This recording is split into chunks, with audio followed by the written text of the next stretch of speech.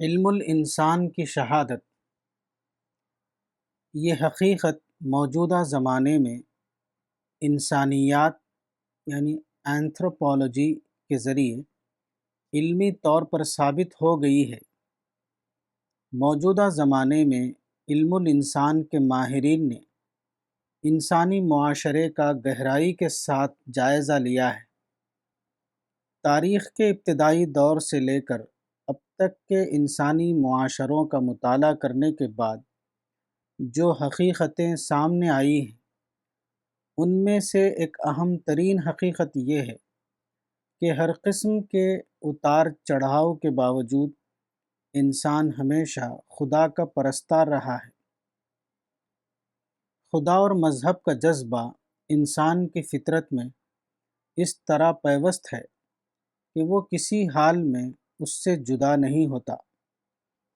اس سلسلے میں علم الانسان کی تحقیقات کا خلاصہ ہم انسائکلوپیڈیا امریکانا کے الفاظ میں نقل کرتے ہیں۔ From the earliest days of the world's history, man has been more or less a religious creature. Almost invariably, he has had a god or several of them to whom he looked for protection.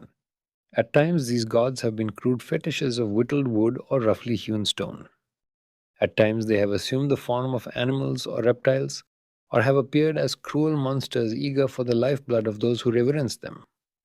But however they may have come, man has worshipped them, because religion, as represented in the worship of a supernatural power, is interwoven with the entire fabric of human nature. Encyclopedia Americana, 1961, Volume 23, page 354.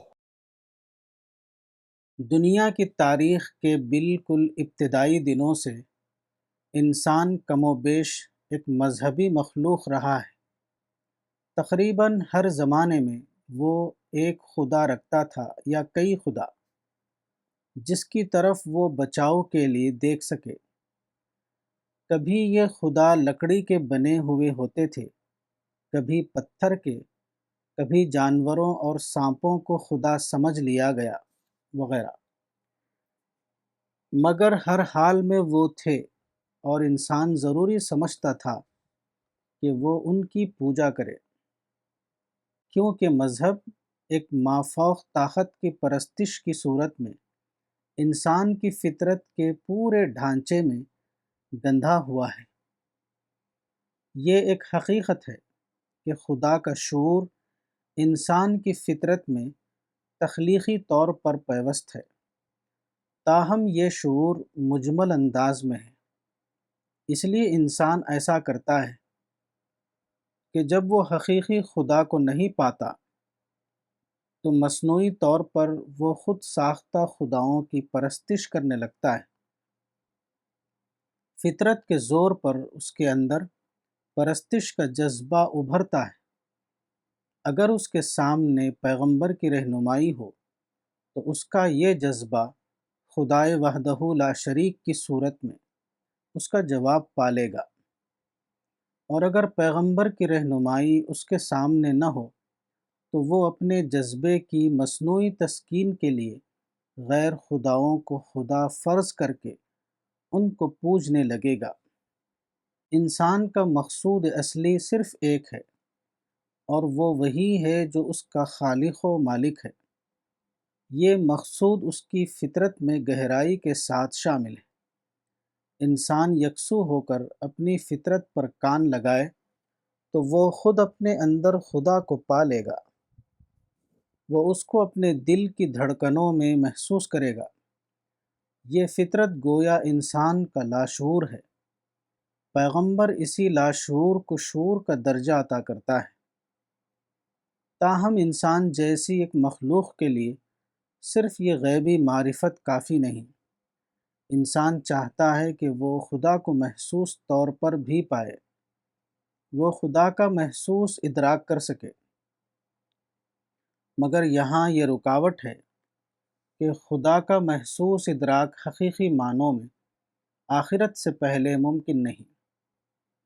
آخرت میں بلا شبہ انسان خدا کو دیکھے گا۔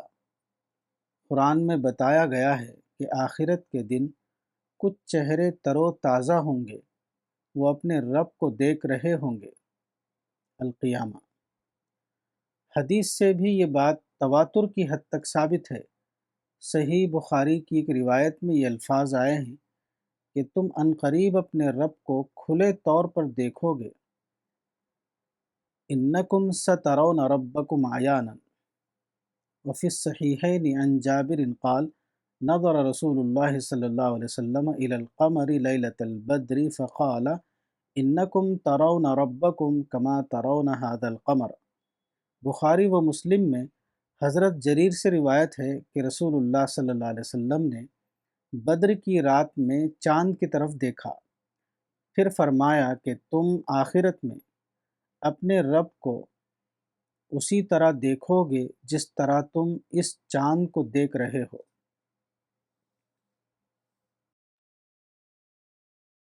کتاب حقیقت حج مولانا وحید الدین خان، صفحہ نمبر 71۔